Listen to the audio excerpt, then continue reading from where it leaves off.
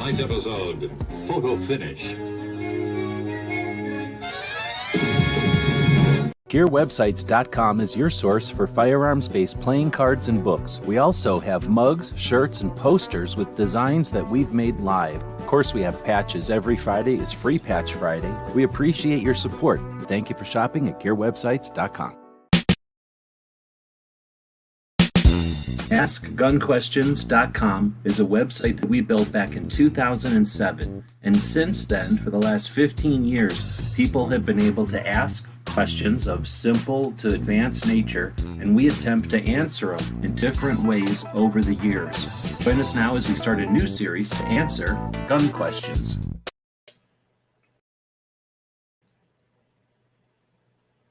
Oh, I got this thing up. So welcome everybody to AskGunQuestions.com, or to Ask Gun Questions. I have a slide up. It's driving me nuts. So there we go. And now we have a normal screen. So burning candle at both ends edition.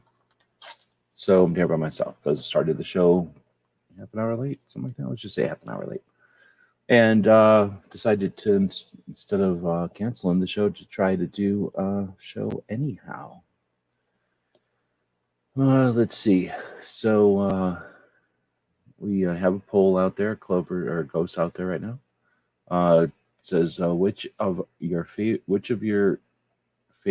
is your favorite episode of Ask Gun Questions? Let me bring Sharon out here real quick. Screen Sharon. Please come up. And there we go. And then I'll just jump back here behind Sharon if that still works. So we've got, which is your favorite episode of Ask Gun Questions? Is it the one where we visited the Grand Canyon and we went to the ghost town and we discovered the haunted Grand Canyon town? Is it the one where Clover got a paper out, but he really learned a lesson? Or is it our trip to Hawaii where we found the tiki doll and had the spider, an incident with the spider? Or was it the one when Tony learned how to drive a boat, but really he learned how to make friends? So those are the 4 examples of your favorite Ask Gun Questions so far. We're not done. So was it the episode where we visited the Grand Canyon? We went to the haunted ghost town at the bottom of the Grand Canyon. Was it the one where Clover got a paper out, but really whatever the other thing I said was? And then we went to Hawaii, that one, the tiki doll and the spider. Or the one where Tony learned how to drive a boat, but he really learned how to make friends. So those are our favorite episodes. So we're going to dig into AskGunQuestions.com feeds into a database, a giant, massive database of questions. And that's where we're going to head. We're going to see if we've got any questions over there. We're going to do our best to answer them. Typically, I bring in experts, people who've been in the gun realm for their entire lives, decades. And we answer these questions. However, this week, I didn't send out the link until a while after the show would normally start. So they may not have been ready for the link. So I might be here by myself this week. So that means it's us, the people that are joining. Clover, or Ghost, Mike, and Gunpowder Beauty right now. If you're out there and you want to be recognized, you can say something. Let's see. You can also write something on a big $20, on a sweet $20 bill. Slap that in there, and then that's called the Super Chat. Feel free to do that if you want. Let's see. So then there's Maggie out there also. All right. So the first question I'm seeing is, if you lived in an area where you can only have 3 handguns on your concealed carry license, what would they be? Interesting. So I don't know of any place that has this constraint. Is this a constraint somewhere? I haven't heard of this one before.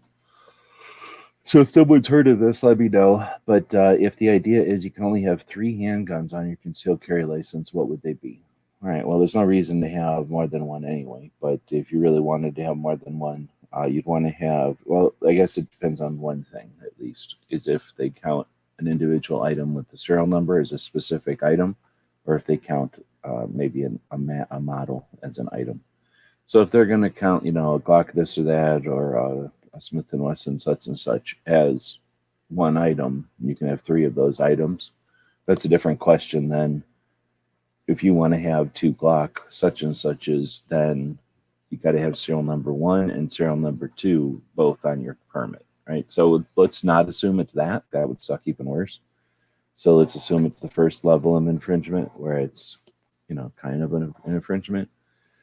And if you lived in an area where you can only have 3, you probably want something super small for those light days. And then you're going to want something normal. And then you're going to want something normal again. Some people are going to suggest you want something bigger, but I don't think that's a thing. So I would say, something that works, something that is comfortable for you to shoot, I guess, but something that you can get parts for, something that, gunsmiths or mechanics are going to understand how to work, something that's got some reliability through actual use instead of reliability being looked at. Like a lot of firearms get their reputations from people who never stressed them out from just sitting there, from looking at them and giving them pampering. So pretty much everything works good when you pamper it and you just look at it. So check out things that have had service time on the clock being used. And that doesn't mean like in some sort of fancy battle in the mud. That just means it can handle living on your hip 99.9999% of the time and then work when it needs to work immediately without any kind of fiddling with it.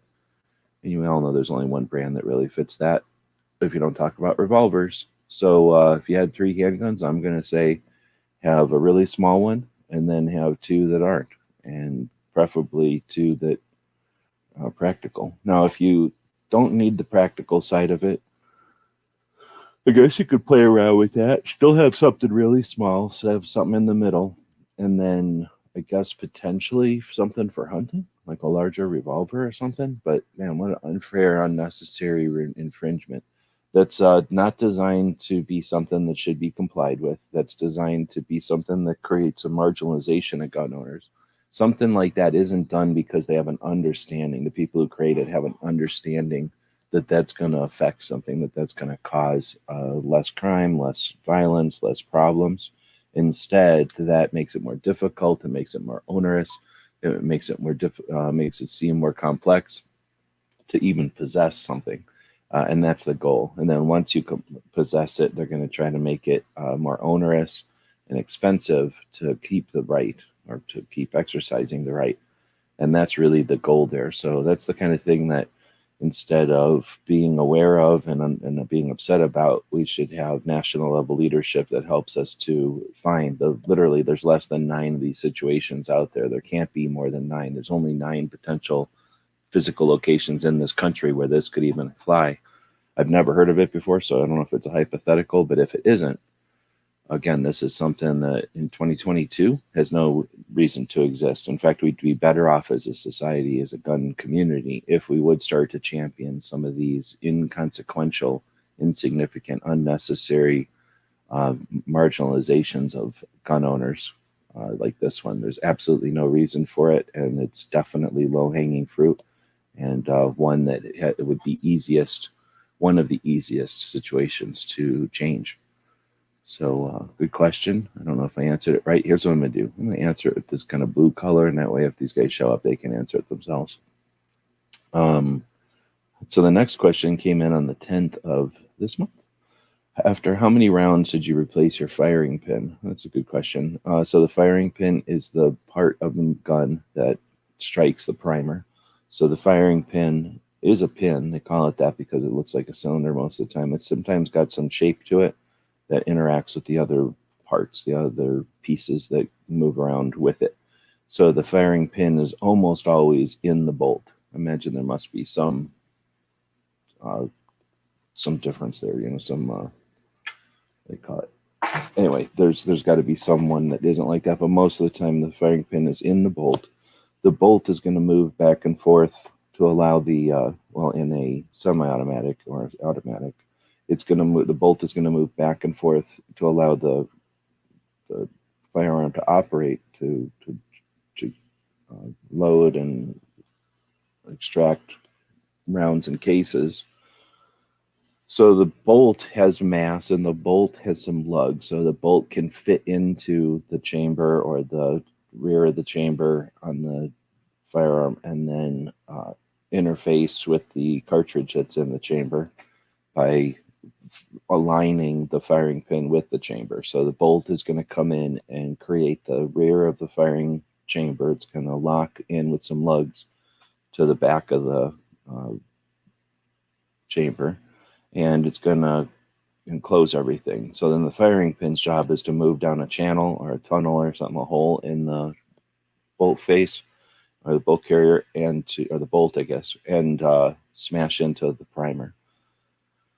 So how many rounds should you, after how many rounds should you replace a firing pin? That's not a question that's answerable. So that's like saying, after how many miles should you replace your tires?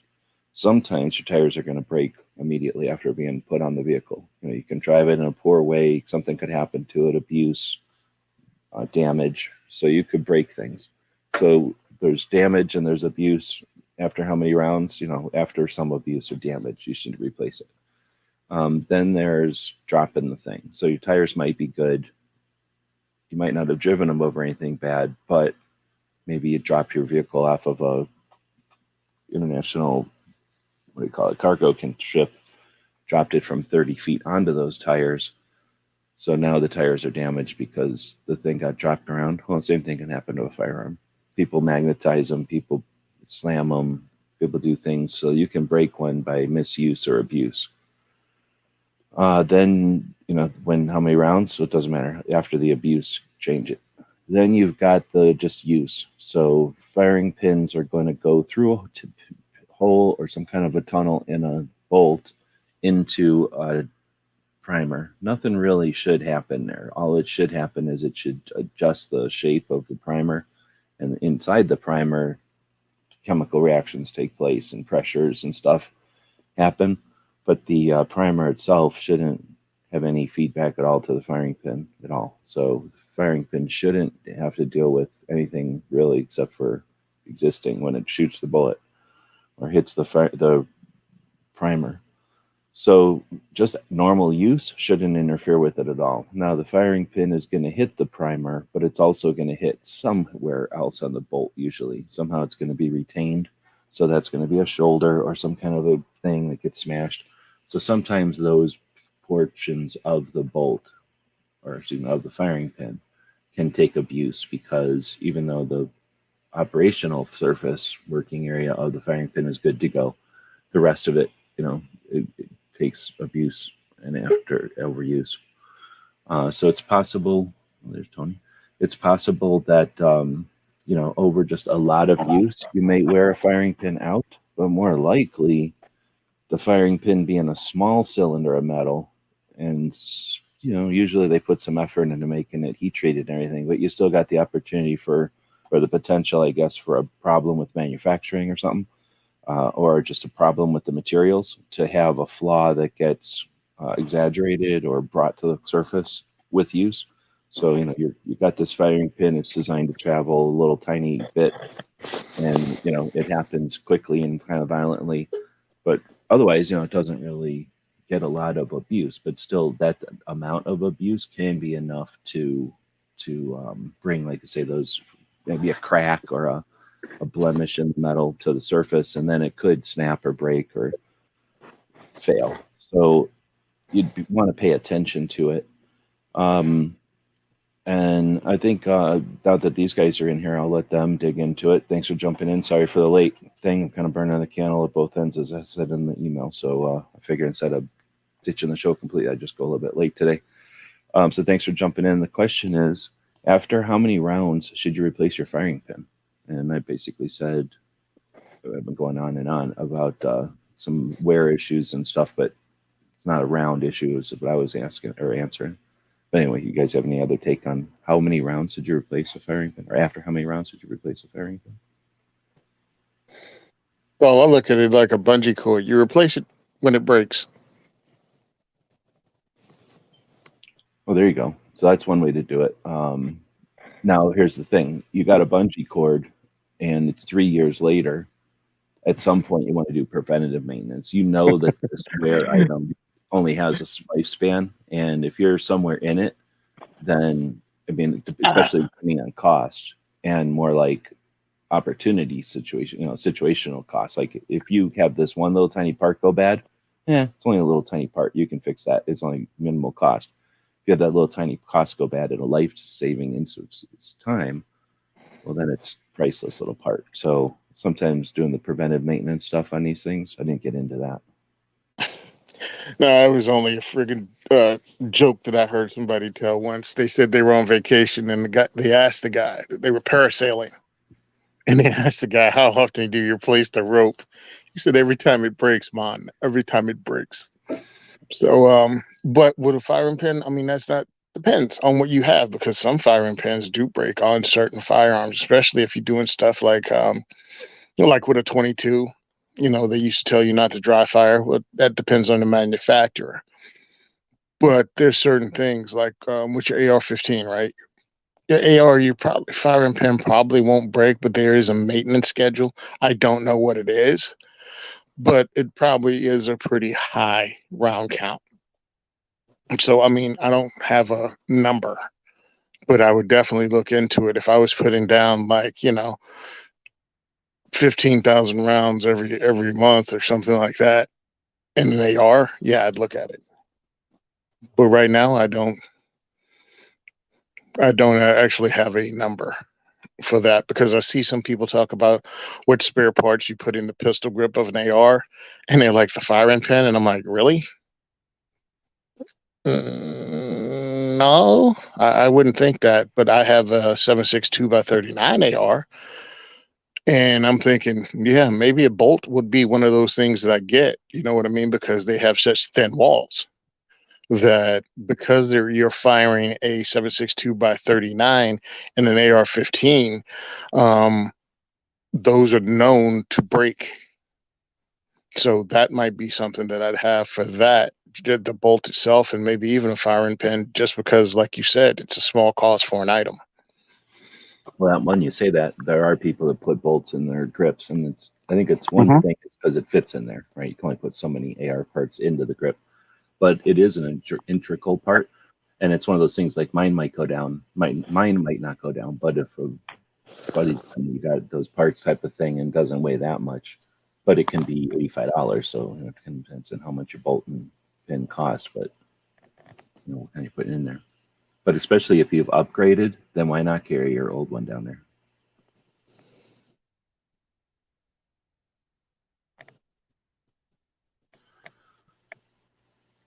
So Clover, firing pins. I think Tony made a good point about the 22s. I didn't even get into that, but I kind of mentioned that other portions of the firing pin might take abuse, even though the pin itself isn't.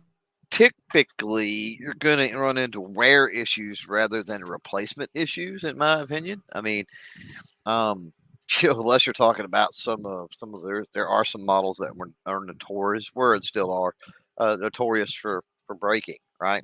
But more than anything, it's metal on metal all the time, and so you've got wear, and so you're going to run into light strikes and things like that. I would say, um, keep around a brass, even if you don't reload. Keep a cartridge, your spent brass for that, right? I don't know. After you get it, even if you get it used or whatever, right? Keep one, and then that way, if you start having light strikes or anything like that, if you got any problem, you can compare one piece of brass to the other, and you can tell. You should be able to tell and go, well, that the way it's hits, right, and it divots, it looks a little different. So maybe that firing pin is starting to wear thin. Maybe that's my issue, and then you can replace it. As far as if you want an interval, like servicing your car or anything like that, I would say, five in between 5 and 10,000 rounds on a firing pin. Um, probably closer to the 5, especially if you're talking about a situation where, you use it that much. The thing is, very few people, I mean, how often do people get up into the thousands of rounds through their firearm, right? Very, very rarely. If they are, they're training. If they are, they're, which that's what we want, of course. If they are, they're into shooting sports or something like that. And in those situations where you're getting that, I would think that probably closer to the 5,000 round, because whether you're talking a self-defense situation, or you're talking a training class, or you're talking a competition, you certainly don't want anything to give problems or go down in the middle of that. So changing that out on the on the on the faster end, on the lower round count end, to me would be more optimal if you're just dead set on sticking to some kind of schedule. But yeah, I agree. Overall, I agree with Tony. There's ways that you can kind of tell if that firing pin is wearing, and replace it when it's a problem. Other than that, don't worry about it. And you brought up a lot of stuff there. So Tony had kind of mentioned the idea of the maintenance schedule and periodic maintenance. You brought that up too. So that's something that I was thinking, I guess CCW, we got that tendency probably, but you're right, with competition shooting and stuff like that, those people are also be using their guns a lot, operating their guns a lot, right? Be using a firing pin more than other people just because they practice all the time or fiddle with it all the time. So same kind of situation though. If you're in the middle of a competition, you do not want a part to break. Like, who cares when you're practicing? You kind of want it to break when you're practicing, so you can, dealing with it in practice. You get comfortable with the weird thing happening to you. So like I say, I can't even imagine. I'm trying to think practice, but I mean, it would be a pain in the middle of a training class, right? I mean, you go and you're it taking would be an opportunity in the middle of a high-dollar training class, but it would be, you'd But it would lose a suck match or you'd die. big money for that class and traveled, and then now your gun's down. That's I No, get you. I get you where it is. I get it. It's a learning experience. Totally agree with that. But I mean, who wants to pay $1,000, $1,500 and then travel and all this other stuff, and then your gun goes Yeah, down? well, I'd ask who wants to pay $1,000 and have a typical class. Now, you want parts to break, you want things to go down, because in a $1,500 class, what you're paying for is the life experience of that shooter, that instructor.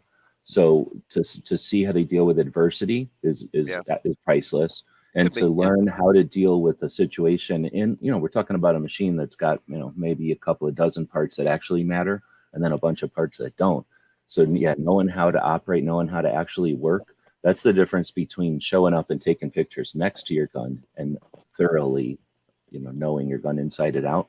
So I would say it's more than just an opportunity. It's just, I hear what you're saying, but I'd value a class where I had to learn new things that are off the curriculum over one that just went smoothly and we learned exactly what was on the curriculum only, just because there's other stuff going on, and those opportunities are what make a class.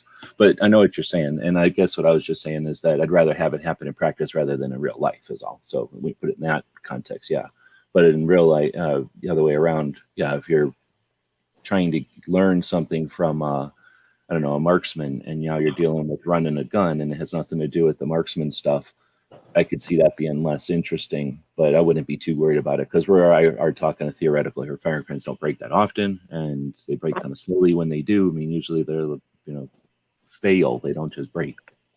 Actually, I just realized something. Mine did break. My SKS during a class, actually shattered. It was yeah. The whole thing got bent and walked up, and I had to replace. Actually, it was like the SKS bolt. We had to beat it out, take it apart, and that gun was done for the class. And I have no idea what the round count is on a surplus Yugo SKS. But the cool it could thing be is, none, and it could be all of the possible. I mean, it could be the training gun or something. It could have. I have no idea. I just realized that because I had to replace it. Now I'm going out and picked up a bolt for a Chinese Yugo. I mean, it's a Chinese SKS. Dropped it right in, and I've been shooting it probably for over a decade with that in it. So that was a straight swap. Who knew?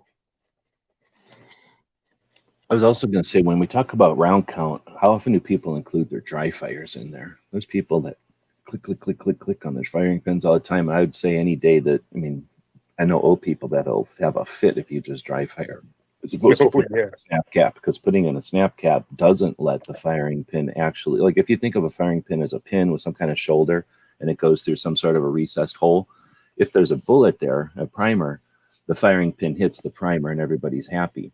If there's no firing pin, if there's no cartridge in there, and the firing pin goes all the way forward, it now has nothing to stop on its tip. It has to stop on that shoulder or whatever is that, whatever the interface is with the bolt and the firing pin. And that is where all the impact takes place. That's 100% of the impact with no cushion. And that's where you start to see cracks and failures in the material. And then the design over time. Anybody can design a gun that works for a while, but after a million dry firings, that's how a real 22 lasts, right? Like a real 22 doesn't fall apart by itself just fiddling with it. Some guns, over time, they figured out, wow, this looks cool. There's no reason for this gun to fail. Well, if you talk to somebody that owned one, it turns out if you play with it for 2 days, it breaks, where if you used it normally for years, it would work fine. But as soon as you play with it for 2 days, it breaks. And those are the kind of things that aren't obvious on the surface.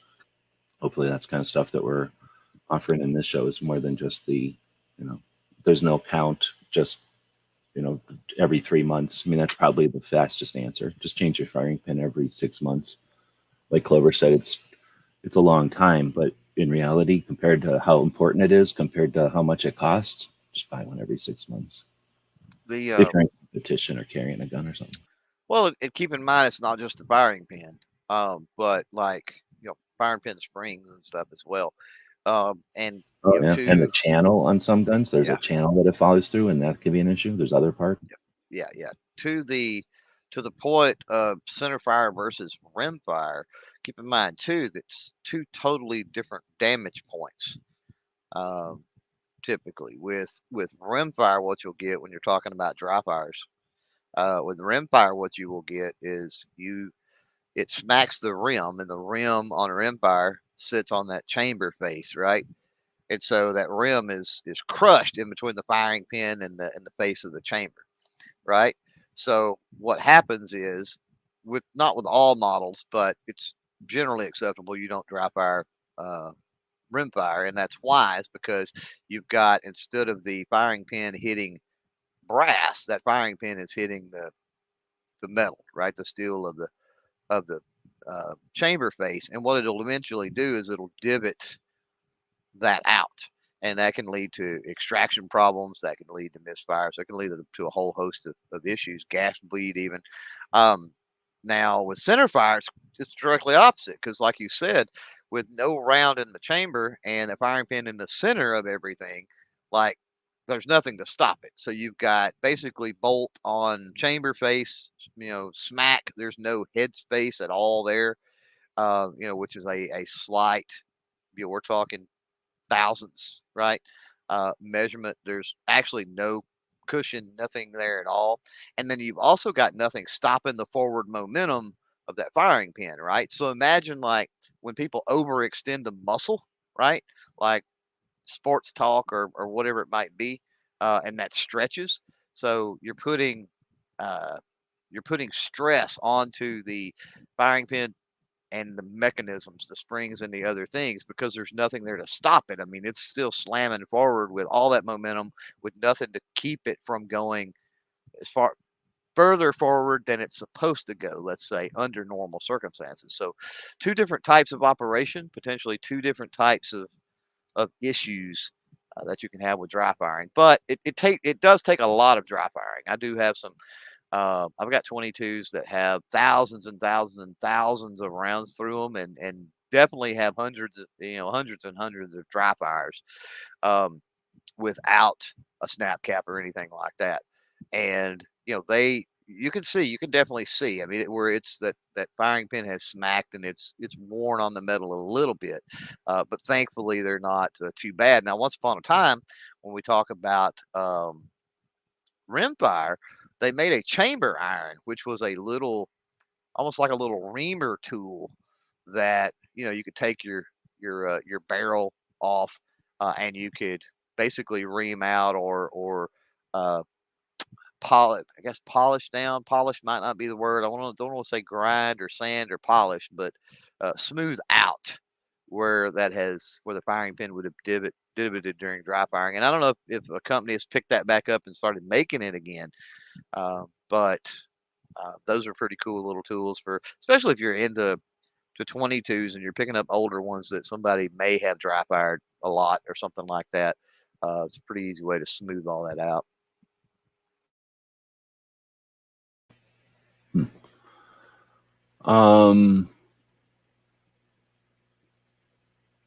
Sergeant Major saying he says a chamber iron.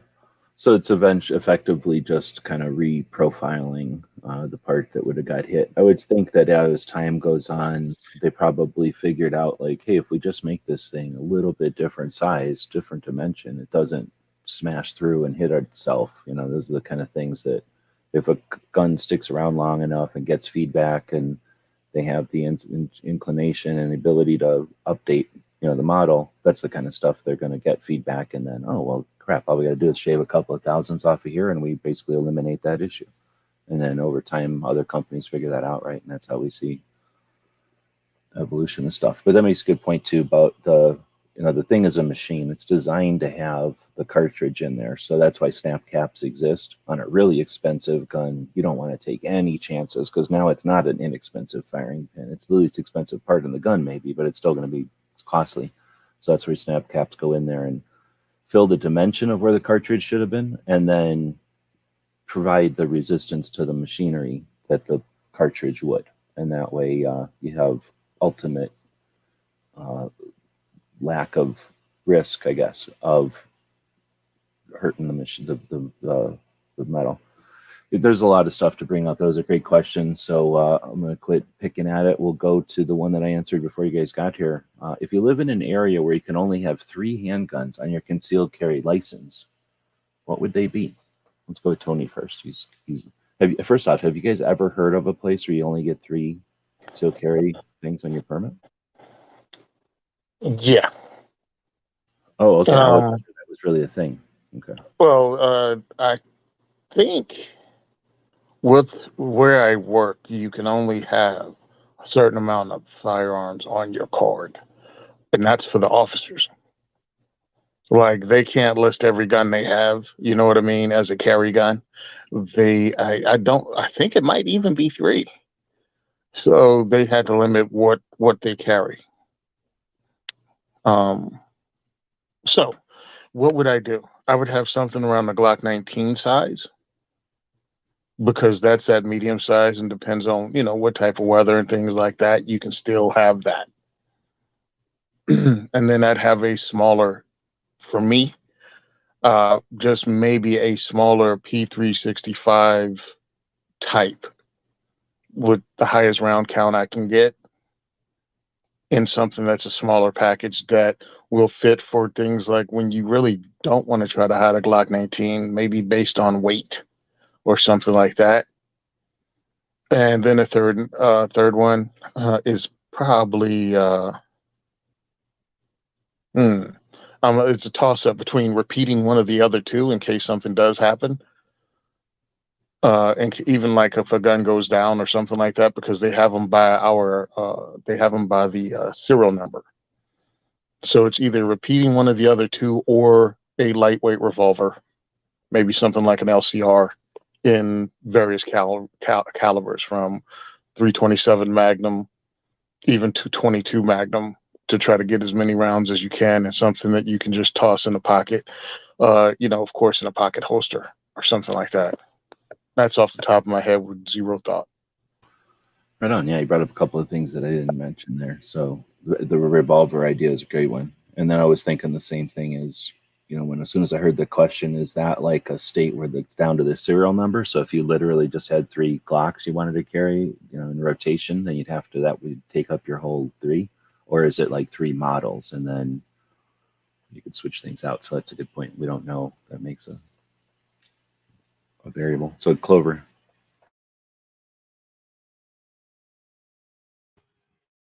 If you can for me, pass. You know what I mean? Because like I don't know anything about all that, right? It's like, like what would I suggest if you could only have 3? Well, yeah, I mean that's all you can offer. You know, I would say and this is I guess handguns you in. could think of it as if you were traveling and only wanted to bring 3. It's true. This is talking about specifically 3 handguns, though, right?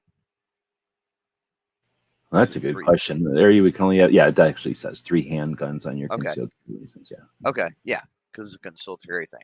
So I would go with 3 different size platforms is how I would go. I would go with a straight up, you know, subcompact, something like the Glock 42, for example, that I carry now.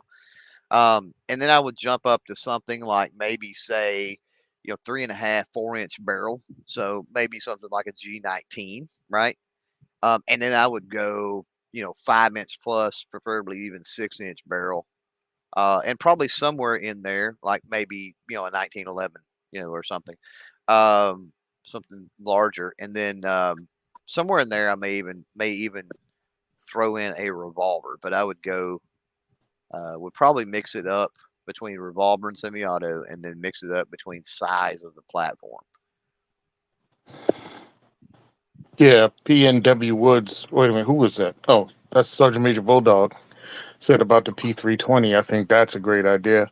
Because with the P320 and the P365, they have that fire control group. Pretty much you put 2 of those on there or 3 of those on there, you can have, any size gun you want. Oh, I see what you're saying. In other words, the serialized part is that inner chassis with the trigger and stuff. So now you just drop that into a small frame, a big frame, a long frame, a backwards frame, a stippled frame, a smooth frame. Mm-hmm. You have all the above, and you just have 3 of those. So yeah, that's pretty cool. Actually, they make those combo guns, rifle shotguns, for places where they might want to hunt different things throughout the year, but they can only own one gun because it's a tyranny. So that's the same kind of. I never thought of it that way, but I guess we probably have actually when we first started hearing about these modular chassis. But that gives you a lot of potential when you live in a. Because you get as many slides as you want, you get as many frames as you want, and you've got. You're just playing Barbie dolls at that point. Now, of course, that counts here in America because what we have is that's where our serial number is. In other places, their serial number is actually on the barrel, and that precludes them doing something like that. You know what I mean? Gotcha. It's 100% because of the way our laws are structured. But yeah, if they count a gun as the thing and not just that one little part, then it would be a totally different situation. This one's a specific one. AK rear trunnions are AK rear trunnions. So AK-47 Kalashnikov rear trunnions different on a standard stock versus an underfolder side folder. So yes, there is no standard stock for one thing. There's lots of different stocks for AK-47s for Kalashnikovs, and while some of them kind of look the same and they don't fold, that doesn't mean they interface to the gun the same. For example, the Chinese use a thicker metal, so it just means the dimensions are off because they've got more metal involved that's folded around. So the Chinese parts are going to be wobbly in a European gun, and a European part will need to be whittled down or sanded down to even fit in a Chinese part. But then there's other differences as well. So essentially, one of the things that makes AKs interesting and annoying is that parts like a rear trunnion are almost proprietary to the rifle. So depending on the stock, depending on the era, and depending on the country, they're going to be almost completely different each way. So the rear trunnion is the part where that, if an AK is a sheet metal folded like a taco, and then the barrel and the stock are put on the ends of that taco, and the magazine comes up under the bottom, and then the bolt and everything rides inside the taco.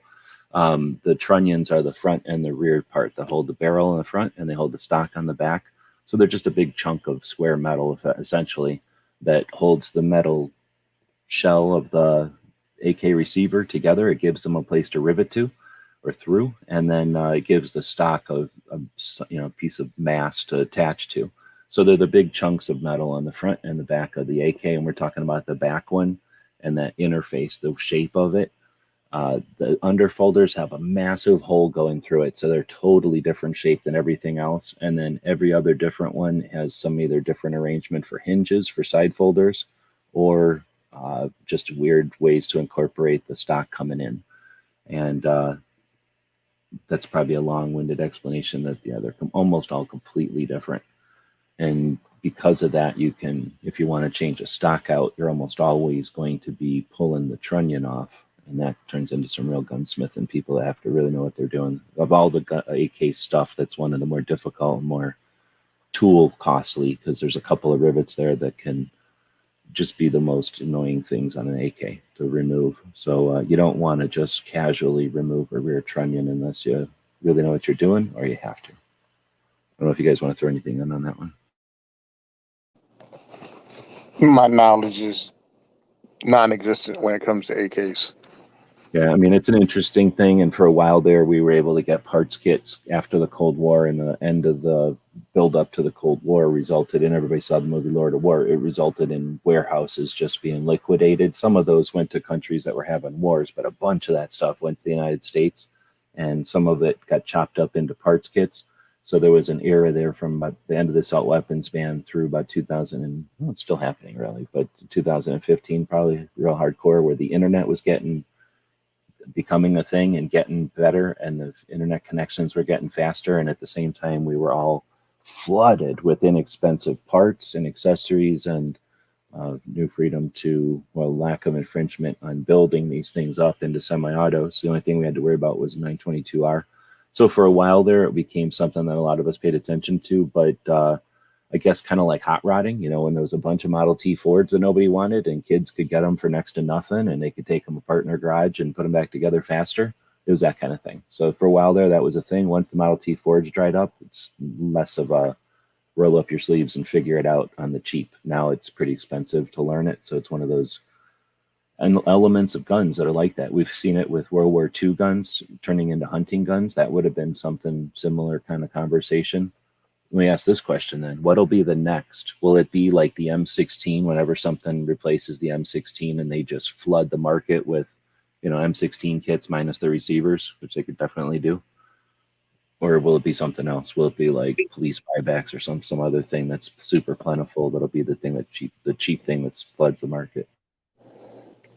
I mean, I hope it is, but I saw what they've been playing hot potato with the M1s and M1 carbines that are in warehouses in Korea that they won't allow back in the country. So the anti-gun political yada yada bullcrap is probably the thing that'll stop, you know, surplus M16s by the millions from getting into the civilian market.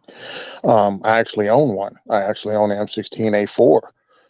That was a Saber Defense M16A4 that was supposed to go to the United States Marine Corps, and that company got into trouble and had to dissolve. And I was lucky enough to get my hands on one of their M16A4s that were cut up. So all I had to do was replace the receiver and the lower parts kit. And I actually have that as a clone rifle now with an Arrow M16A4 lower. What would be next? Hopefully it's something like that, because they're slowly replacing those. I mean, the Marine Corps is working on the 416s, HK 416s coming in. Maybe Berettas, the M9s that are getting replaced. Something like that. Those have aluminum frames? I don't know. Yeah, the Berettas are alloy. Yeah. Yeah, the alloy flame. All right. Even the military issue ones were not like a steel production run? As far as I know, I think they're alloy. Because remember, I mean, we're all old enough. One of the things that nobody talks about, because everybody's kids, they don't remember this, but I guess mid 90s, maybe mid 80s, it's a long time ago now. Whenever all the guns were 1911s or high powers or revolvers, then they started going, hey, you know what? We're going to make guns out of aluminum. And SIG started doing that, and Smith & Wesson and a couple other companies. And everybody was like, what are you talking about? Aluminum is what we make beer cans out of. You're not making guns out of that. And there was a lot of resistance to aluminum frames. They're going to warp. They're going to wear out. They're going to whatever, right? But then you harden aluminum, it comes pretty strong and wear resistant. And I mean, do we have an issue where people are like, oh, don't buy that such and such aluminum frame gun because, you know, it's got a slide wobble? No, I don't think any of those fears actually came through, did they? or maybe excluding something like llamas or something that maybe did. Not that I'm aware of. The metallurgy and stuff on the llamas were much different, though. I mean, I'm just picking them out as a Yeah. company that people disregard, but I don't even know if they made anything out of aluminum. But, you know, I remember back in the day, there was a lot of concern about this aluminum frame fad. And Oh, yeah. Alloy, kind of- you know, right? But yeah. Yep. And that's why they call it alloy. They don't even say aluminum anymore. They say well, alloy. that's true. Yeah, they did. That affected the wording, the terminology. Also, I mean, listen, they had a problem with stainless because Yeah. of galling. They actually had a problem, and they solved it. And still, some of the old heads, oh, that's stainless, yada yada. And then it was aluminum, and then it was polymer. So I think there's just resistance to change in the industry itself, and they just create problems sometimes where there aren't any, and just harp on it, and that becomes some kind of thing. You know, you can show how smart you are because you see there's a potential problem with a product, even though they may never have been a problem ever. But man, do you true. know, hey, you can watch out for that aluminum. That stuff could warp and it peels, or whatever they used to say. And, you know, it was a different era back then. If somebody would say something at a gun show, somebody else have to hear it and then decide to say it again for it to actually go viral, right? But that's the kind of stuff that ended up going viral, right? Well, also, I will say this about aluminum or alloy. The finishes are typically horrible on the older stuff. Like the because they were first learning. coatings, the coatings and the coatings and the coatings industry or whatever, the coatings segment has really come on Mhm. in the last couple of decades, which has fixed that problem for the most part. But man, and in fact, I've got a 92 FS that was stainless, right? Well, obviously, there's no such thing as a stainless alloy or a stainless uh, aluminum. So I mean, it was coated, and you know, over the years, it just turned more and more and more and more yellow.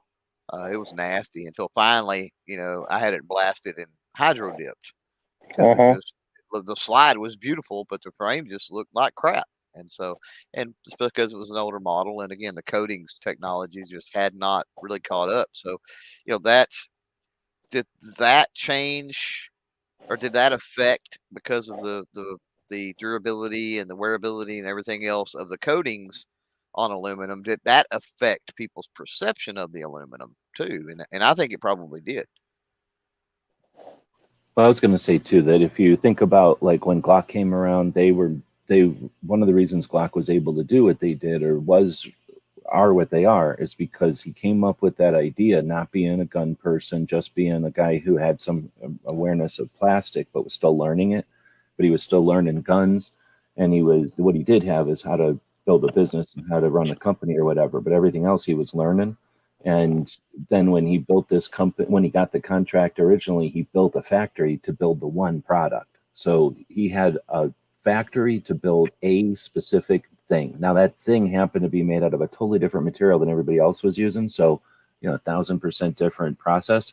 So when Smith and Wesson and everybody else, Colt and everybody looked at that, they're like, well, that's great, but you know, we can't just build a factory to make a specific item like this. You know, we have to figure out how to adopt our stuff. So there was a learning curve there, like a process. And on some scale, that had to happen with aluminum too, or with any other metal that they're using, like the titaniums and stuff. Like they might be great at doing steel or whatever, even aluminum, but it doesn't mean that they have whatever every single process down. So they're going to do whatever they can do, get feedback, learn, bring new people in, get new equipment, you know, change the process, and eventually figure it out, right? So that's where, again, a great gun is one that just kind of either had that stuff all figured out or just, you know, was just happened to be perfect, or, you know, was so thought out that all those things were perfect. Or a lot of guns take a while before the models truly get solid, right? Like they take a little time to figure out what process or what materials to make parts out of. We got one. Is it legal to attach a bayonet to an AK pistol? Yes, and I'm not aware. There's laws against bayonet lugs, but I'm not aware of any actual laws against putting a bayonet on a gun. Is there any Is anybody ever familiar with one that said, like, not just you can't have a lug, but we don't even want to see a bayonet on a gun? I think usually they just are trying to marginalize gun owners and make it owners to be a, to possess property, and they want you to have to neuter or destroy the value of your property in order to own it in some places, which they figure is going to stop people from even pursuing it. Right. But as far as the danger or like lethalness or anything, I don't think they're worried about that. The optics. So I've never seen anything that says you can't attach a bayonet, period. But as far as attaching it to a pistol, just nobody does, because by the time you chop everything down to put it into a pistol, you're usually doing that in order to get its overall length down. So very few people are putting pistols together with the same proportions of the muzzle and the brakes and the sights and everything. When you chop the barrel down, we've talked about the operation of the machine. When you chop the barrel down, you're changing the math a lot. So that you move the gas hole on an AR or an AK, you're changing that. That's changing a lot of stuff. So you don't have an option. In other words, you sometimes have to change the dimensions of the front stuff because of changing the size of the barrel, the length of the barrel. So usually it's just a thing. Like I have one pistol that can hold a bayonet, but that's because I had it specifically built to keep the same dimensionality there, and it was a real pain in the ass, I'm told. So that's why I don't think you're going to see too many ARs or AK pistols.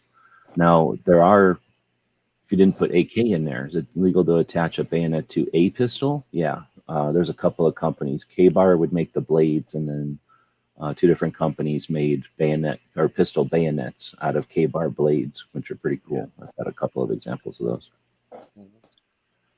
Yeah, Mike White out there said not in California, no bayonets. I'm curious if it's no bayonets or no bayonet lug, and because there's no bayonet lug, you can't have a bayonet. Yeah, it's one of those the horse before the thing. So if they say you can't have carts, are there no horses because there's no point in having a horse if you can't have a cart, or is it just I mean, they hinder it. I don't see a lot of pictures of bayonets in California. You're darn right. So, and it's just also where do you see bayonets except for those of us that collect them? Like nobody puts bayonets up, so it's just a specific thing. New Jersey, you have anything specifically about bayonets? Yeah, New Jersey, of course, has something specifically about bayonets. New Jersey has been jittery about bayonets since Washington crossed the Delaware and chased the Germans out of Trenton on Christmas Eve. So, of course, they passed no bayonet lugs on semi-automatic rifles.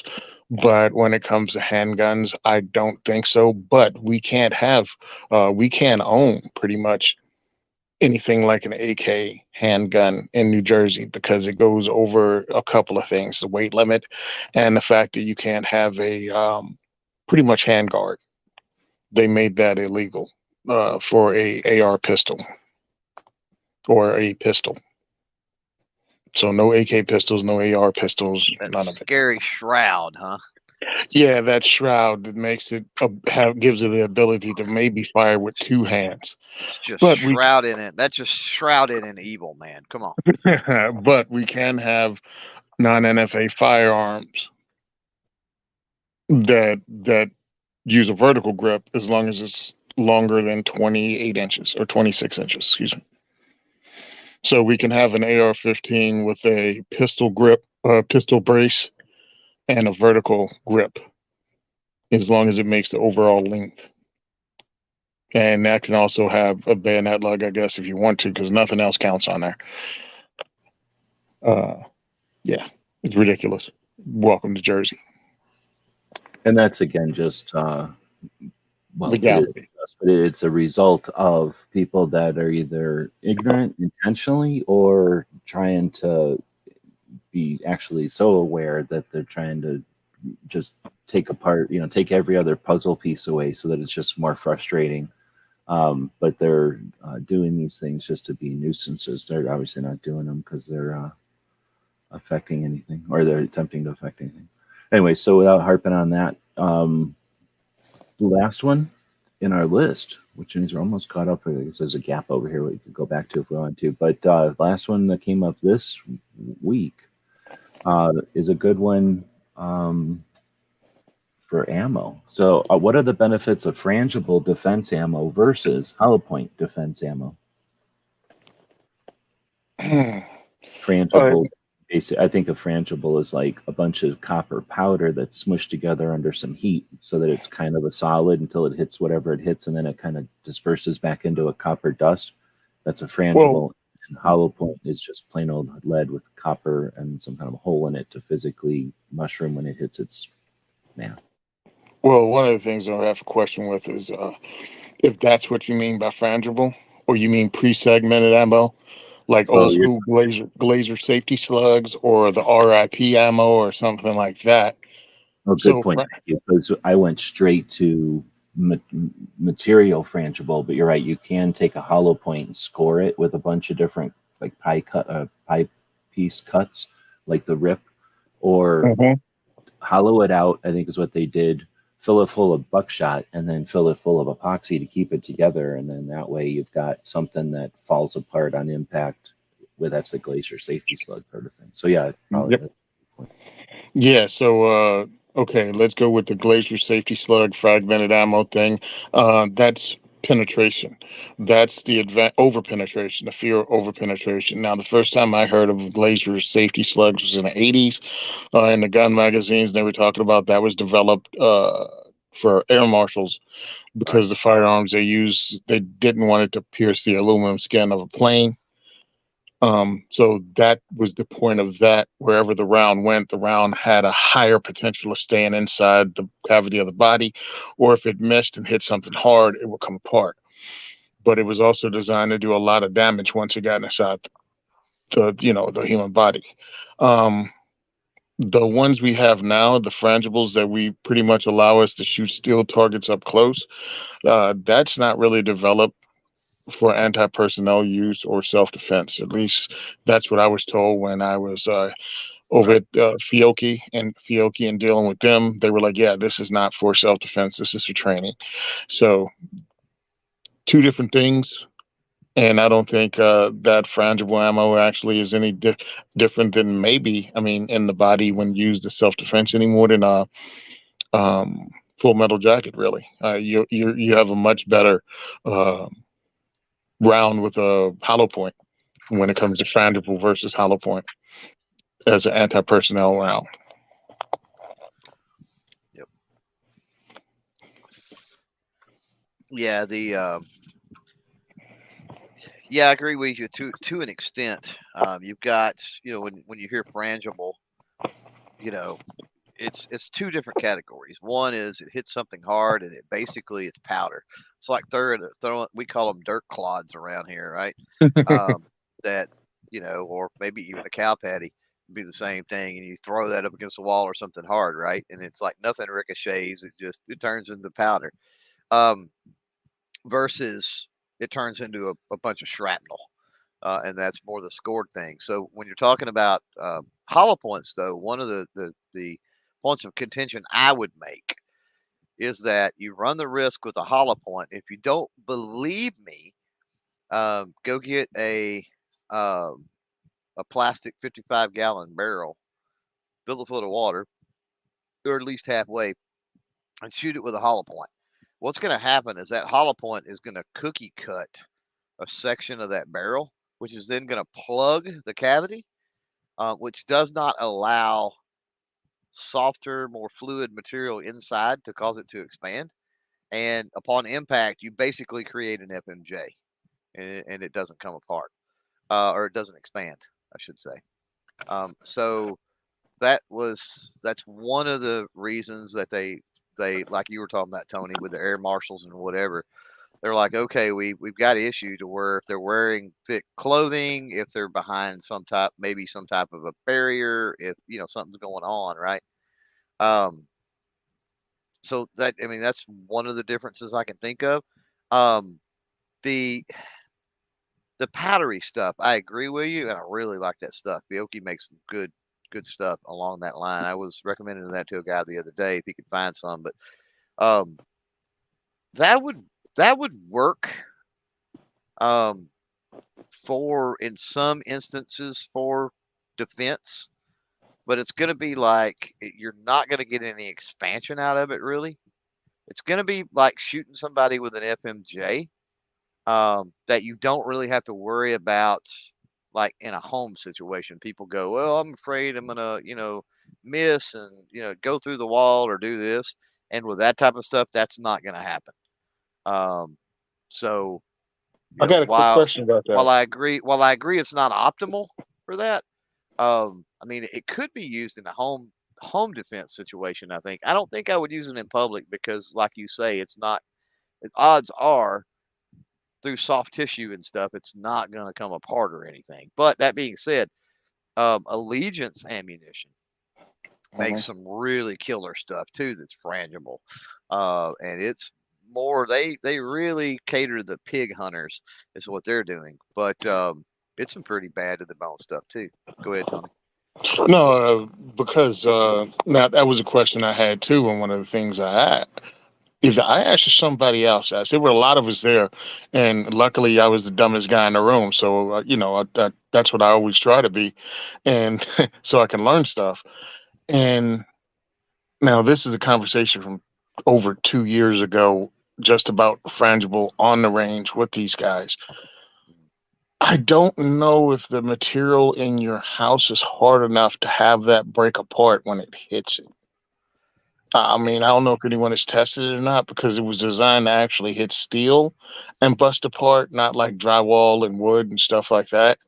Yeah, It may it's still travel through stuff, but I don't know if anybody's done a test. And again, I'm trying to pull up from a conversation from years ago. yeah. So I have shot that stuff playing around, right? Mhm. I can tell you that shooting it through water jugs, it's like it virtually until it hits the jug with basically with the sand. Mhm. Um, you know, it stays intact for the most part. It'll do that through like 3 or 4 gallon jugs of water, and it's almost like shooting an FMJ. Um, and then I've shot wood, obviously with in my little apparatus I've got a I put water, milk jugs with water, and then I've got a couple of milk jugs with sand, right? It's kind of a Mhm. stop in there. And so anyway, that will cause it to come apart when it hits wood. Now, does it have the same effect as on metal as on steel? No, you're right, it doesn't. Because I've seen people. I've never done it, but I've witnessed people literally standing there. They were shooting steel at like literally 5 or 6 feet with their rifle ammunition in full auto, and it was just like a cloud of dust. Is all it was. You know what I mean? Mhm. Now it's not going to do that in a home situation. No. But, if you're talking about a sheet of drywall, 2 sheets of drywall, some type of wood furniture, especially if it caught a stud, things like that, it's going to break up, and it breaks up, it's going to start losing potency or whatever. You know what I mean? Okay. Uh, when that happens. So I'm not saying it's optimal, but I 100% agree with you that it's not optimal.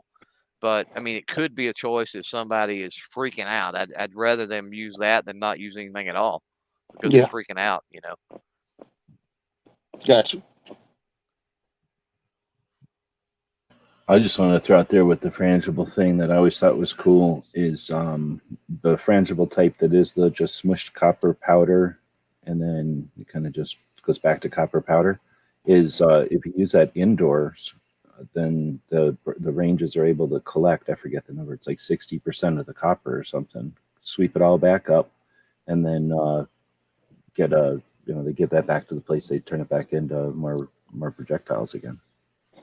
You can do that with lead if you got a bullet trap. I got a bullet No, you trap have on to my do it, range. but I'm just saying it's an element of the frangibles. Right.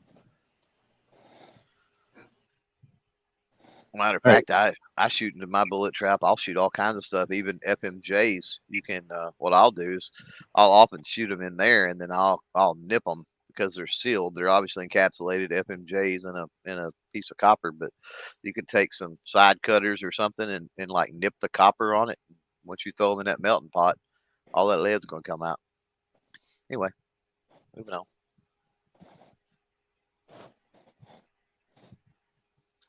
We're at the hour and 5 minute mark. Yeah, and the question would be, do we go back and look at any others? I'm going to say, since I started it late, why don't we start wrapping it up? Unless you guys have something that we overlooked or sidestepped, or you wanted to add to something we already chatted about, or that you just might have wanted to bring up. Since we know we get together on Saturdays and chat about stuff like this, anything in that realm before we start wrapping up?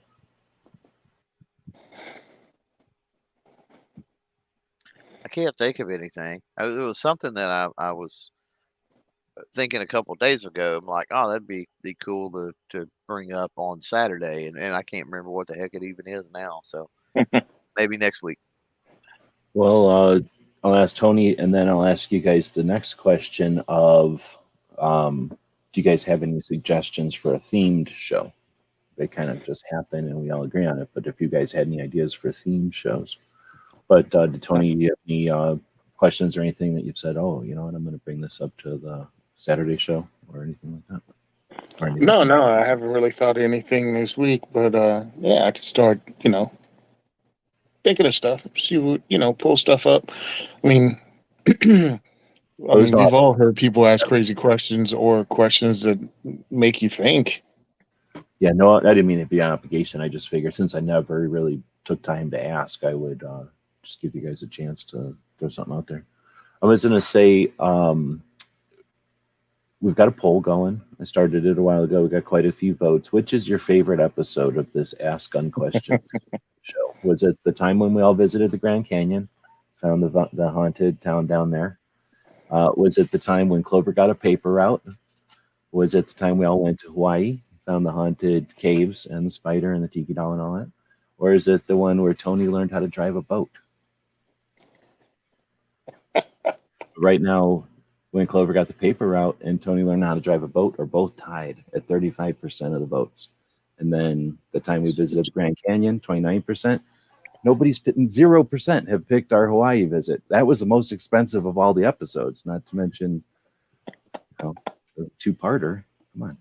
Just goes to show you, nobody cares about all that. Yeah, exactly. Yeah. We put a lot of effort into all the cave. So what I'm curious about is the thumbnail where Tony and I are in the sports car. What car is that? What kind of car is that? That is the free car from Canva you can get for not having a paid account. So we don't know what kind it's modeled after? I don't know cars. Like, I know some Corvettes from back when I was a kid, and I can tell, like, it kind of looks like a Porsche in a way, almost. I've seen it, and I'm thinking, in what world is Tony going to fit into his little sports car like that? Like, it's a good thing you got him. It's a good thing you got him hanging out the window. That's all I got. Yeah, exactly. You guys are kind of sitting in it.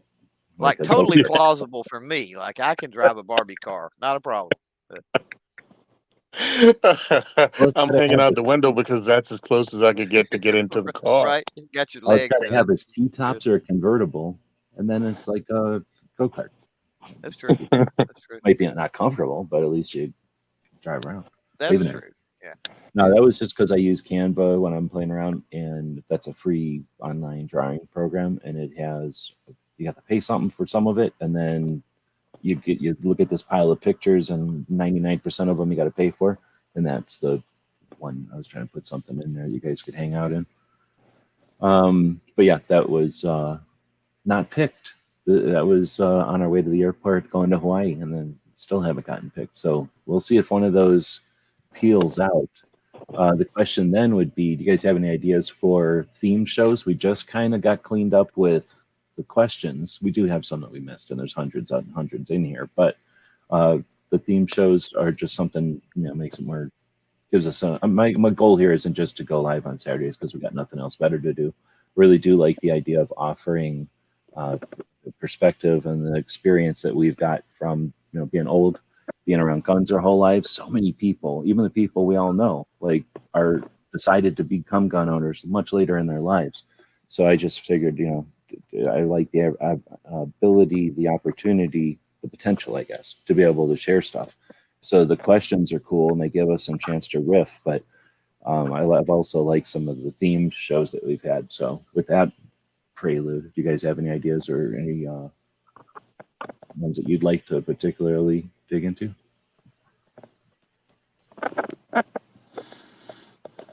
No, I mean, nothing comes to mind. Yeah, me neither. I mean, I like well, obviously what you've come up with, excuse me. Before I thought the truck gun thing was pretty cool. Um, yeah, I mean, you pretty much been knocking it out the park, and I haven't thought of anything. But that's the great thing about being the co-host. Exactly. No, I appreciate it, and it's a good point. Is that the way that this, the way that it's able to work? I wouldn't want to do this just doing this. I don't have any interest in just acting like I know all the answers to all these, and I don't necessarily want to hear an answer to some of these questions because I don't care about the answer. I don't, you know what I mean, or I already know the answer.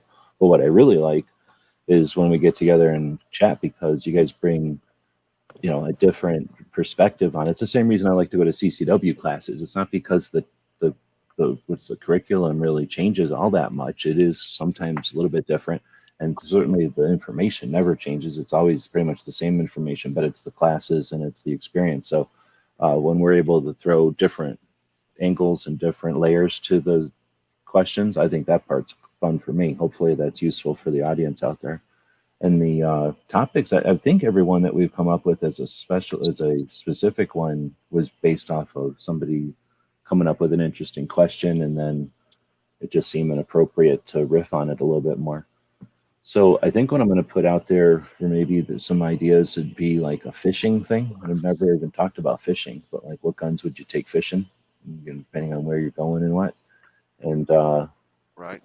maybe traveling with guns. We've all traveled with guns a lot. We haven't specifically talked about that. But if anybody's got any ideas for it, feel free to contact any one of us. Let's talk about where to find everybody. Tony's got a diversity shoot happening 15th? Thursday. Yep. Yeah. 15th. Thursday, September 15th at the Heritage Guild in Easton, PA. That's the next diversity shoot. Tickets are available on all my social media. There's Simon Says Train at Facebook, Simon Says Train on Instagram, Second for Everyone on Twitter, and the second is for everyone on Facebook. They all have links and event pages created. So you can just click on it. It will take you directly to the Eventbrite ticket link, and you can purchase your tickets today. I'd really appreciate it. And if you follow me on all of those, including follow Tony Simon on Eventbrite, you'll be notified whenever tickets go on sale. So it sounds like from chatting with you, so if somebody wanted to support your project and like effectively get that support to you effectively, then all you got to do is follow you over here on Eventbrite, like I'm doing right now. And then, well, I guess I have to log into Eventbrite to follow through on that. But then once they followed you, they'll get the alert. And even if they're not in New Jersey or planning on attending an event, they can buy a ticket potentially and contribute to the cause. And in a no harm, no foul type of situation, it doesn't really affect the number of pizzas you're buying or anything, because you go by head count, you said, as opposed to how many tickets get purchased. Well, I usually go by how many tickets get purchased, but just shoot me an email. It'll shoot me an email. I think you can even send me a message. Hey, I live in Massachusetts and I bought a couple of tickets. All right, cool. That way I know. You probably, I mean, you'll tell me or I'll email you back. But it's like, yeah, I'm not coming, but I just bought tickets to support you. That's great. You can do that. When you set up Eventbrite, now I'm curious, when you set up Eventbrite, you can have like a one kind of ticket and another kind of ticket and a third kind of ticket, right? You don't have to just have one kind of ticket. So you could have like, I'm buying a spot for somebody else kind of situation. And then somebody in, like you say, Pennsylvania could buy a seat at a diversity shoot. Somebody in Texas could buy a seat at a diversity shoot. And then you could say, hey, we've got a diversity shoot and we got 2 free seats this time or something like that. Actually, no. When I set the ticket up, it's pretty much like that, I think, because I do general admission instead of, because the other option they give you is like seating, like save seating or what you call it. Yeah, I mean, like or seat down here or seat. Yeah, like a box number. That's all. Never thought about setting it up, but I have my man CJ down in Texas who used to be here and volunteer at our events. Almost every event, he buys 2 tickets just so we can let anybody else in that didn't have the ticket money. Oh, nice. Okay. Oh, and if you want to help us out another way, you can go to diversityshoot.com and we have a PayPal set up. When I finally get my stuff together because I want to do a few things in 2023 that I haven't done already. I also have a Cash App and a Venmo. So I think those are things we have to set up so it's easier for people if they want to send us, funds to help us do what we do. Yeah, we can't I don't wanna do it on this show, but talking about PayPal and Venmo and that kind of thing, the Cash App, I guess, like those are super interesting to have a discussion about because, yeah, if it's all about in the moment when somebody's listening to you on a show and they've got whatever, and at the moment they've been like, oh, yeah, I'm going to throw this guy $10. 10 minutes later, 10 days later, who's that guy? Right? Like, so big difference to have some of those apps, especially if you're out. And then same thing with an article or something. Somebody reads an article and there's the little barcode thing and zap, it's Cash Apped over. That's a big difference between, oh yeah, go to PayPal tomorrow and write an email or all that kind of stuff. Yeah, I actually have people use Cash App to buy our raffle tickets because, I mean, newer generation, a lot of people don't carry cash around. Younger generation, kids today. Oh, you're talking about like at the events. Yeah, I can't even At the imagine. events. I haven't been to a gun show setup in a while, but I'll bet you're hindering yourself if you don't have something on your phone to be able to accept weird phone transactions. The ones you're comfortable with. It's not like you have to take every one, but the ones that you're comfortable with. And the people there, I brought my cousin, I brought my uncle, I brought whatever, and they didn't know about, the fact that we had raffles because I don't really, put it out there. But when you show up, it's like, yeah, this helps pay for the food. That's pretty much what my raffles do. They help pay for the food. And then this one is at Pennsylvania. Yep, it's at the Heritage Guild in PA. So if you're one of the Jersey residents, we have access to full auto in PA, and people love that. So if you want to help us out, come by. If you want to bring some ammo, you can actually drop it off and tell them it's for the diversity shoot at the Heritage Guild at 70 Hilton, I think Hilton Street in Easton, PA. And that would really help us because we burn through that. I mean, we keep it, we try to do 10, 15 rounds in a mag because it's full auto and we want everyone to get a chance to go. But I'm not there to make it, ammo's cost a lot of money now. I mean, it's doubled, tripled, and quadrupled since I started this in 2015. Going into ups and downs. So replacing it has gotten more expensive. But it's cool that they give you that option though, so you can kind of contribute. Yeah, it's really cool because again they're in PA, so they're able to have full auto guns there. I think they might. What was that?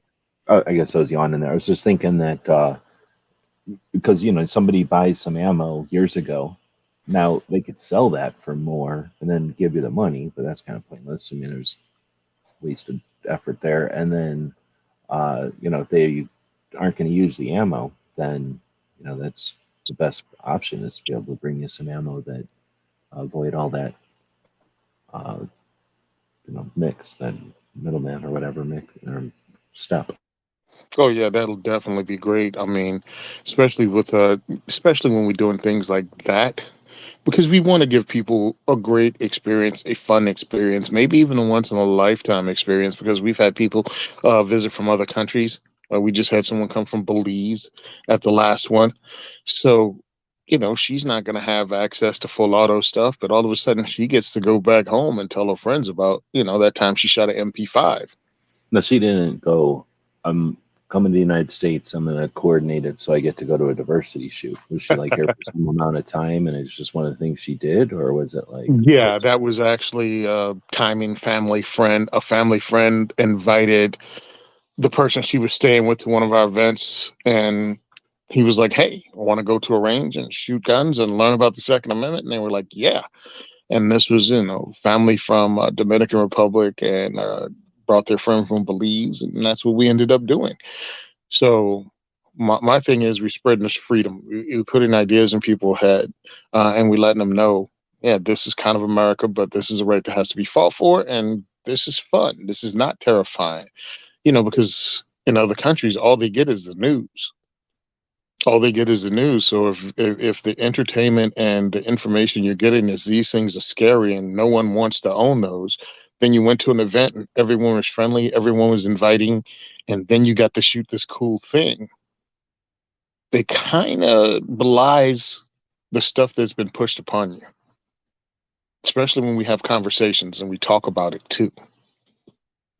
Yeah, it's not like I don't know, sort of like the clinical, like walk up. Like I could imagine if they went to some sort of like anti thing and they're like, here, learn your enemy, shoot a gun. It's gonna be like step up, it's gonna be like a real abrasive thing, and then quick, right? Do it, get out of here, because they're not gonna want you to have any kind of understanding of the depth or the nuance to it. So what you're giving people is a chance to hang out, and then there's no obligation, and it's free. So it's not like they spent a bunch of money and now they feel like they have to.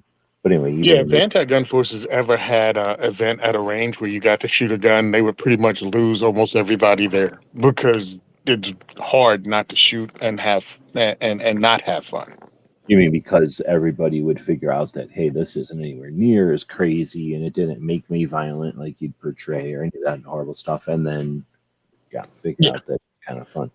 Yeah, they would have to go through so much trouble making it not fun to shoot that it just wouldn't. It's like, what are you going to do? Have everybody shoot Mosin the Gantz inside, like at an indoor range, like put comps on everything?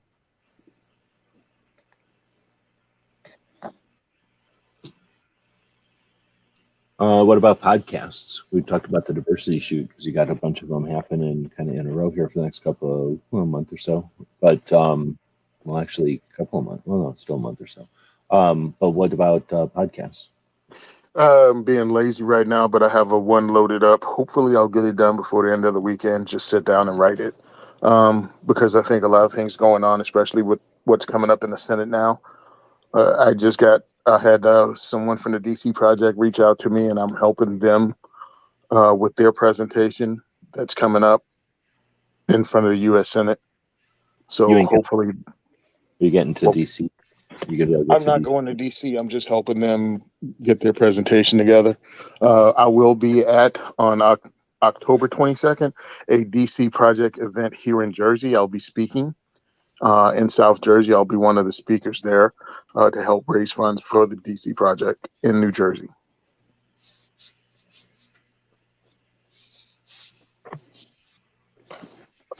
I guess I should start advertising that since it's coming up in about 9 days. Oh snap! Can't be 9 days from October. Oh, actually, what's the in about 11, 12 days from now. I'll be there. It is marching on, and so speaking of time marching on, we're right around. Well, we're still going to hit around 90. There's some other shows on tonight. G23 does a show. Brooke Cheney does a suicide prevention Saturday project that's been going on for a long time. There's some real useful tools, techniques, and approaches to bring conversation about suicide awareness and prevention into normal conversation. It makes us all better. It allows us to have better conversations with antis and gun people. But so, Clover, you've got a ton of stuff going on. You're back on a hiatus or whatever with full speed. So, what all you want to?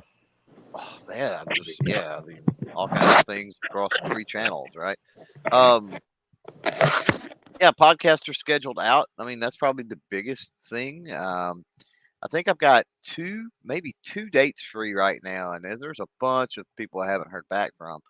But I think I have 2 dates now between now and the first week of November that are free. That's all I have left on the schedule. So, there's always the possibility that somebody has to cancel at the last minute or reschedule. That's happened a couple times already. It's expected. But other than that, look at staring down the barrel of 2 podcasts a week from now to the first week of November with a wide variety of different guests. Next week, I'm trying to think. I'm pretty sure we got Brian with Hunter's HD Gold in the house Wednesday, and I think maybe 2A EDU from YouTube is Thursday. We had this last week we had New York Prepper on Thursday, and I'm telling you, I did not.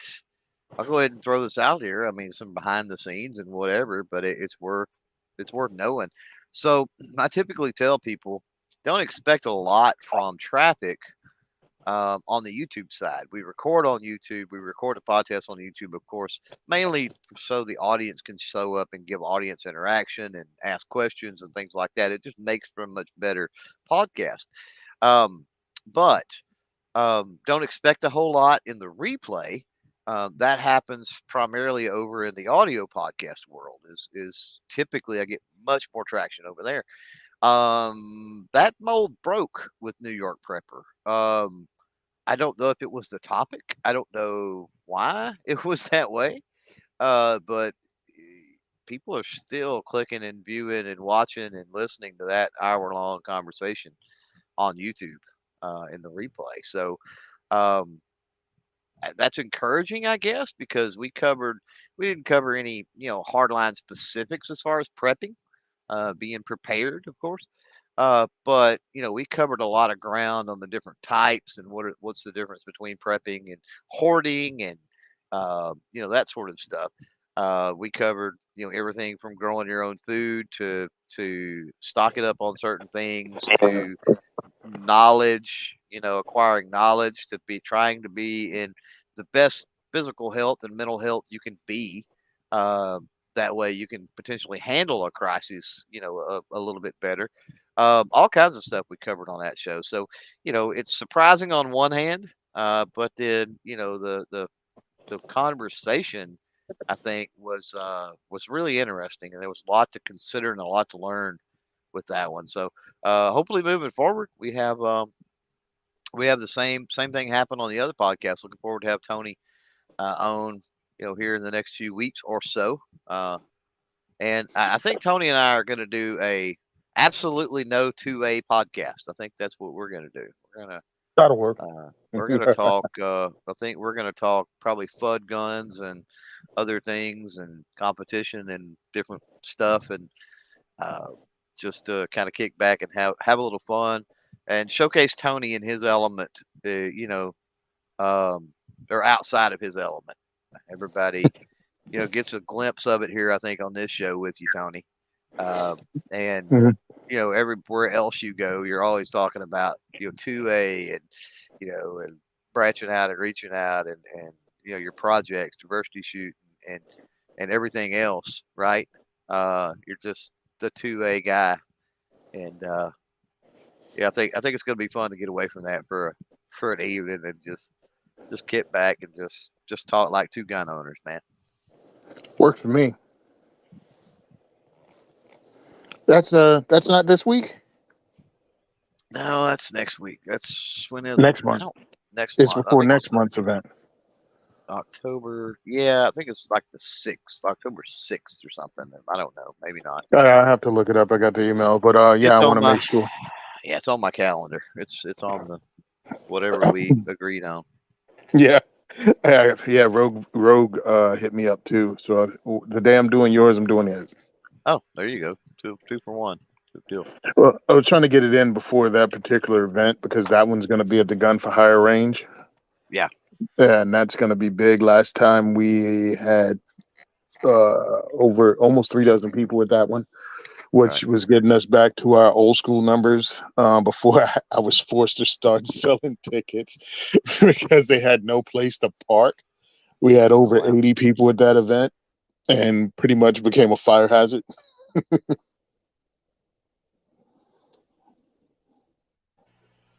It was like the first time they ever complained, you have too many people here. You're going to have to change up. So we started actually. That was a gun for hire? What was that? You said a gun for hire? That happened at Gun for Hire? A Gun for Hire 2016, 27. I don't remember Okay, so the year. bigger place then. What was that? It was before they had the bigger place. No, it was after they had the bigger place. Oh shit! It was after they had the bigger place. We have like a classroom that we can fit like 30 people in if we just got rid of all the tables and packed it with chairs. Well, the whole play, we had no tables. We had chairs. We had people standing up against the walls, and they flowed out into the hallway. So what I did was the people that were veterans of the event, we were like, look, we're going to give you guys 15 minutes in the range. I'll send my guys to the range, and maybe we can cut down on some of the number of people that were there. Oh, it was a lot. It was a bit much. And that's when we had to start selling tickets and also limiting how many people could come to the events.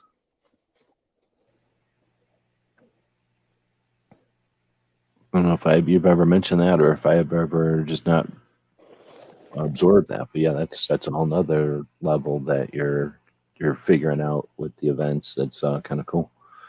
I was going to do a show and tell segment, so I'm going to bring this up on the screen. I thought you guys at first were talking about a series, but you're talking about a single episode. We're going to be talking about guns. Oh, old school. This thing not going to focus. I think I usually have it set to bring it in here. But anyway, yeah, this is an old SIG brace. I should just get rid of that. Well, it does not work. This is an old SIG brace, the original SB15s that started it all.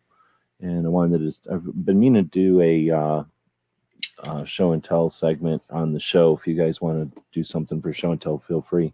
But just to, well, in this case, bring a little 2.8 into it. I'm not going to get it to focus good with the lights and everything, but because the box is too shiny, so we'll just look at it. The brace, though, was the first thing that I think this was the first one, right? First it came out, and then SIG started putting it, or somebody started putting it on guns, and then they started to see them more prolifically. But the thing about them is it came out in 2012 or something, and we had to be told you can't shoulder them, that's manufacturing. And then then stuff happened, and eventually the ATF said, yeah, you know what, you can shoulder it again. You can't really we can't change the rules and consider shouldering it a manufacturing process. So go ahead and do what you're going to do with it. We had to deal with the letters. If you'll notice on here, it'll say ATF compliant. And then somewhere down here, it says ATF, what does it say? ATF has reviewed this product and determined that attaching to the SB to a firearm does not alter the classification to NFA control. So we had, the whole idea of letters and the whole idea of classification of whether or not these things are SBRs.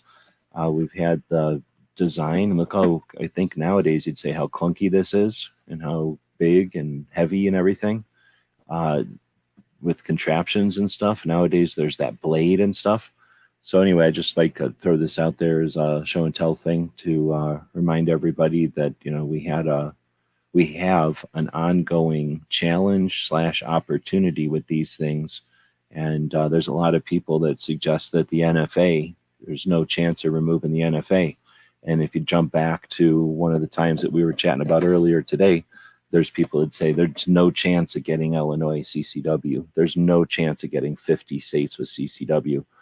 I don't think they'd even contemplate responding to the question, could there ever be 50% of the states with constitutional carry, or the amount of states that have 2A sanctuary laws, the removal of so many infringements like on suppressors for hunting. So I just wanted to put this out there to show people what it all started with back in 2012 and remind everybody that the brace has been a catalyst and has been a vector for us to challenge, unite, become different types of shooters. This enables someone to take a pistol, which can be transferred between states without regulation. It can be carried in vehicles often, and this takes a pistol and allows equivalent of higher caliber, more rounds, and a more ergonomic, a more useful configuration is what we would call a truck gun in one of those other conversations. And by attempting to regulate these, they marginalize, they fracture the community, they keep people fatigued by keeping us fighting in all different directions. They take away that ability for people who are using braced pistols as their means of defense for travel, or for if they live in a situation where it would be considered like an RV or something like that. So lots and lots of issues there, and I don't know how many people get a chance to see the original SIG brace in a box. I bought a couple of them back in the day, assuming that they would be collectible, because I thought as soon as I seen them, that I saw that. As soon as I saw the first one, I saw it as a fracture in the NFA. I saw this as the most, aside from suppressors and the firearms, which didn't exist yet, those shotguns that are not anything but a firearm. These are the best challenges. And then since then, the precedence, or whatever you'd call it, like the number of people that own these things and the diversity and the types of people that own them for all the different reasons, we should be looking at that as an opportunity to stand together. The national level organizations, I think we can expect more from national level organizations than observing. And this is something that potentially brings people together. It's not a bump stock, and it's not a weird trigger. This is I don't know what they say, depending on who you talk to, millions and millions of people. Anyway, so it turned into a bit of a rant also, but that's sort of the point, is to give us something to chat about. And I don't know if you guys have any opinions or things about this one, or if you guys wanted to bring something up for show and tell. Yeah, actually, my other one is in the vehicle. Kevin Dixie had a couple of those. What he did, and this was last year, maybe last year. Kevin started selling stuff off his website, NOC Firearms. And one of the things he did was raise money for the Firearms Policy Coalition by selling the A3 braces. So what I did was purchase some, and post it up and said I did it so we could support the Firearms Policy Coalition. But I think what I'm going to do is have them as a raffle item for my Patreon.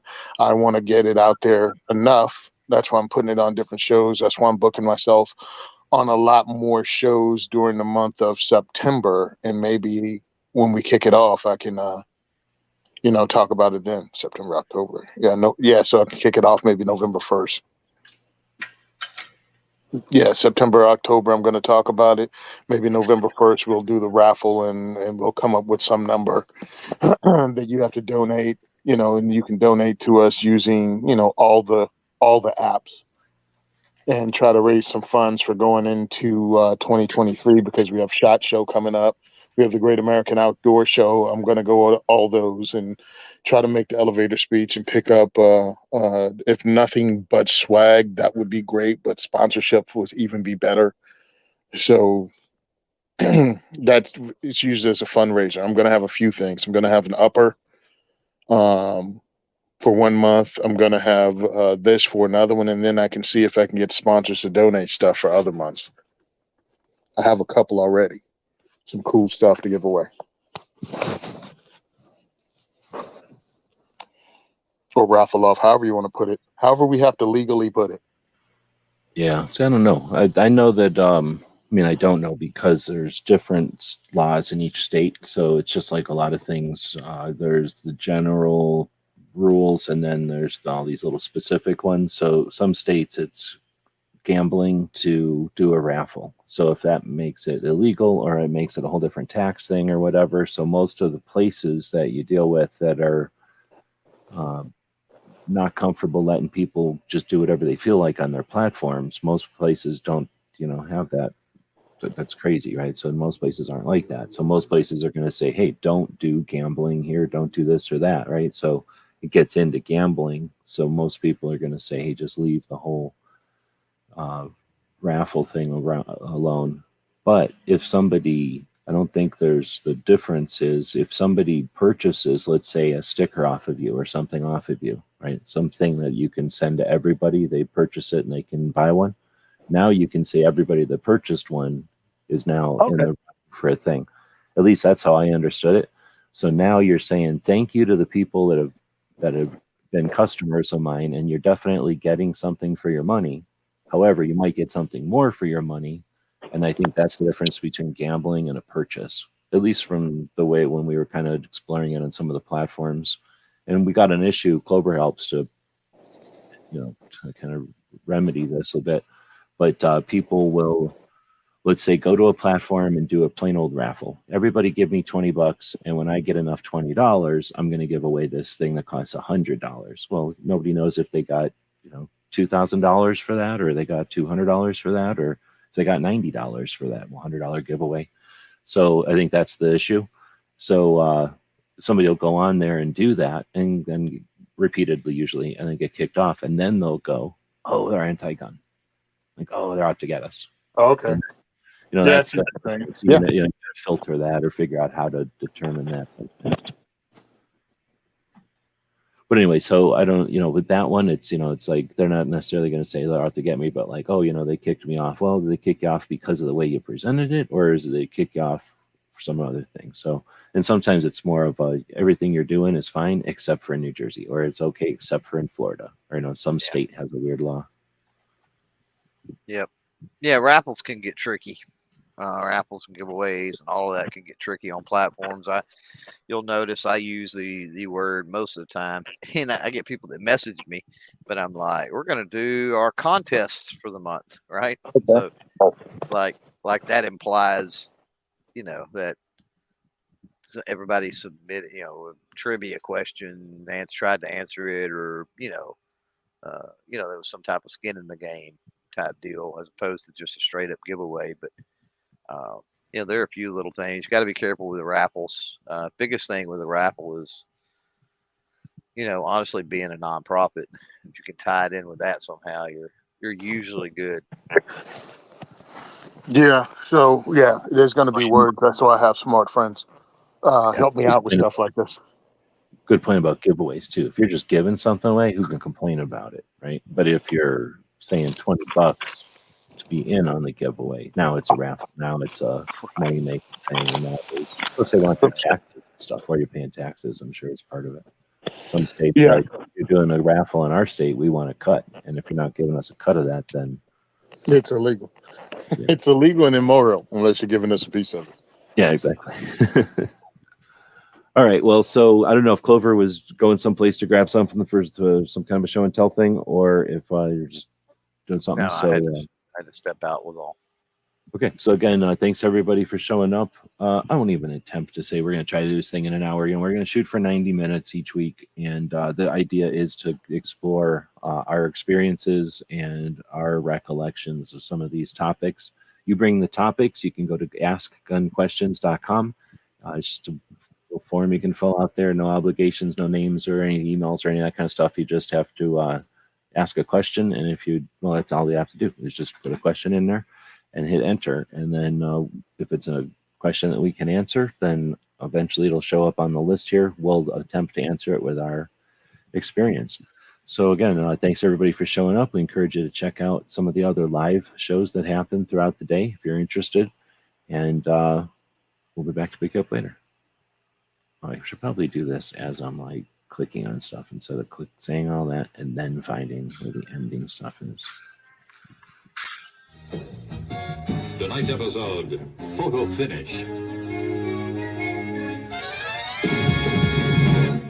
So let us know what you think. We'll be watching the comments wherever you find the video, over on gunstreamer.com or on guntube.org. Thank you for supporting our projects. If you'd like to buy us a cup of coffee, check out our Patreon channel. The guys and gals of gunwebsites.com encourages you to take a CCW class every year, practice at least once a month, and carry every day. Thank you for watching gunwebsites.com.